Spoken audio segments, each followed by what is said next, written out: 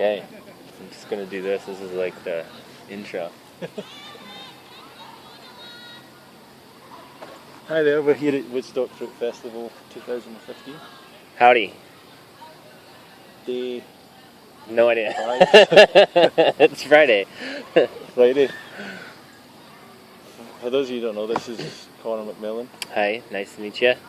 Do you want to say anything about yourself before we No, go deeper? I think I'm on YouTube. Been friends with Ronnie for a long time. Actually, we met here 3 festivals ago, and I skipped last year's.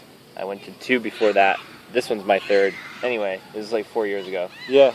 So And this year you're doing a lot of classes and things. You're doing acro yoga and... yeah, assisting Brittany and Andrew in their acro class and volunteering this year, which is a lot of fun.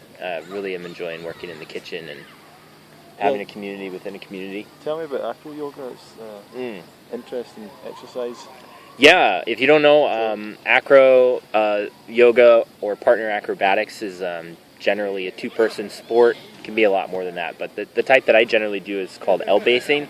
I also do some standing stuff, but L-basing is where there's a base, and they're in an L formation on their back, and they're kind of moving a flyer around on their feet and using their hands, and it's just a great way to connect and play, and I think we have such a human need for touch, and we don't get it very much, especially connected, communicative, energetic, physical exchanges. And so, partner acrobatics. A little bit less of that, please. I know it's feeling pretty good. So. No, yeah. So when I met you here 3 or 4 years ago, your life was very different then. You were living in like a garage. yeah. You're working in construction. So what's happened? I guess this has been a catalyst for a lot of change for you. Yeah, definitely. The diet was a big catalyst, but certainly coming to Woodstock really changed my life, and meeting other people who were interested in a different way of living, I think, than the standard. And not just different, but like really healthy and vibrant people. Big catalyst for sure. So yeah, I was living in a garage, and my wife had just left like 3 months before. You know, it sounds all very tragic, and it was at the time, but it's not. Ultimately, it's really perfect the way it all worked out, and here I am. I feel great. Brilliant. And you changed your diet and everything. You've been on this journey of becoming a therapist. Right. How did that happen, and what influenced you to do that? Yeah, I think it was the same kind of journey as changing the diet, which was getting into a more vibrant way of life and living, learning about myself, what health meant, feeling good. There's so many different words I could use to describe it, I suppose, but I guess it was a journey into self-love. And you know, when we eat anything, when we breathe at all, when we drink water, when we do all kinds of things, I think it's a form of self-love. And when we really start intentionally changing those things, we start to love ourselves even more and more and more. So learning about the best foods that you can put into your body is kind of like an ultimate form of self-love. So along that journey, I discovered, hey, that's great, I'm taking care of my physical body, what about my heart? And really wanted to find the best thing to nourish my heart as possible. Wow, so you took a step of self-love through the diet, and then that opened up other things and experiences. And so, and you do IFLS, internal family systems? Right, yeah, IFS therapy. IFS. And that was a modality of therapy I discovered and used on myself, doing self-therapy. I found it really effective, and I learned how to really love myself a lot and take care of myself. And I really wanted to bring that to other people, so I got trained in it, and that's what I do for money now, and it feels like a great exchange. Yeah, and I think you said something important there, which is taking care of yourself, and that's what we're learning here. What we've learned and what we are learning at this event. Yeah. Is how to best take care of ourselves, really. Yeah, and totally. then when we take care of ourselves, we can take care of others. Of other people, and automatically we're taking care of the planet and stuff like that. Totally. So, for people who are interested in connecting with you, where can they find more about you? And Yeah, I have a couple of YouTube channels. One is Handyman Bananas. The other is thrivingminimalist.com. They're a little bit different, but they're both focused on self-love. Mm-hmm. You can also check out handymanbananas.com or ConorMcMillen.com. Yeah, and you've got some books and things like that, and various Mm-hmm. things that people can look into. Yeah, and I think I have a really cheap first-time session for IFS, and I think it's a really cool way to just check it out. And if it seems like you could drive with it, you can do it. And within a few sessions, I think you can really develop these tools to kind of do it on your own. And that's really my goal, because doing it on your own is what it's all about. So you don't need anyone else around, and you can use these tools that you developed. So let's speak about minimalism. How does that fit in with all this kind of philosophy? Yeah, for me, it was kind of the same thing. Like, eliminating stuff around me physically helped kind of declutter me emotionally and cleared up space for what I really wanted to focus on.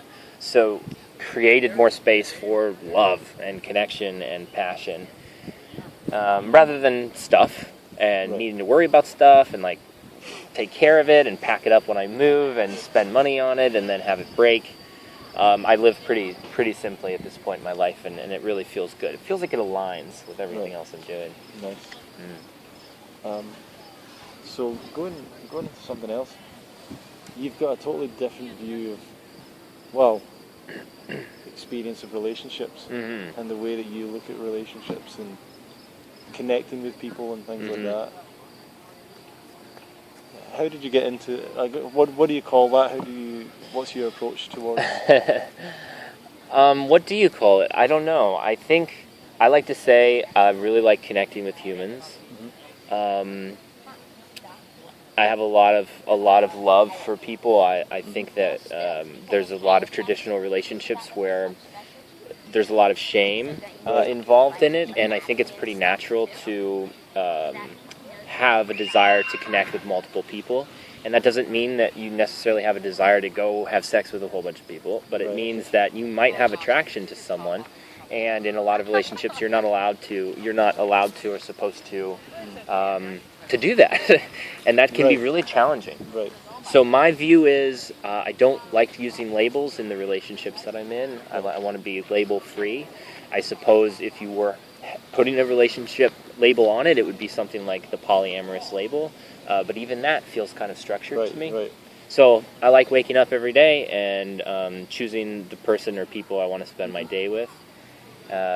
Having safety and freedom, a lot of communication, a lot of love, and that kind of makes sense for me. And what are the challenges that you found with that? Jealousy, old patterns. Because I was asking you about it, and I said, do you get jealous? And you said yes, and I thought, of course, I thought... Right, right, of course. But you just learn to deal with it all. Yeah, I think I eventually would love to be in a space where jealousy no longer kind of is necessary for me. And I don't think that it's necessary for me, but I know that it's there because there's parts of me that believe that it is necessary. Okay. And over time, this journey is about learning more about myself, learning to love myself more, and doing relationships the way that I'm doing has really helped me learn to love myself more. So that's why it works for me. And I don't think that it necessarily will work for everyone. So I don't want to come across like that. But yeah, jealousy is a tough emotion. And I think there's a lot of stuff, a lot of patterns that are taught to us or given to us by our parents, by our culture. And especially around relationships, there's like a wrong way and a right way you're supposed to do these things. And when you go against that, it can be very challenging. Just like in a diet change. When we first changed our diet, how many people told you you're unhealthy, you're going to die, you're going to get sick? So it's the same thing. It's the same thing. When you go against the norm, you're going to have backlash, both externally and internally. So it takes some time. That's excellent. What are your plans for the future? What are you doing after this? Fruit Winter Festival? Yeah, Fruit Winter Festival is happening in Chiang Mai, Thailand. Really looking forward to it. Full body health festival, 100% free. You can check it out at fruitwinterfest.com. And what else is happening? Just living life, doing acro, writing a book about self-love. Hope to get that out sooner than later. And just continuing to really develop my skills as a badass human.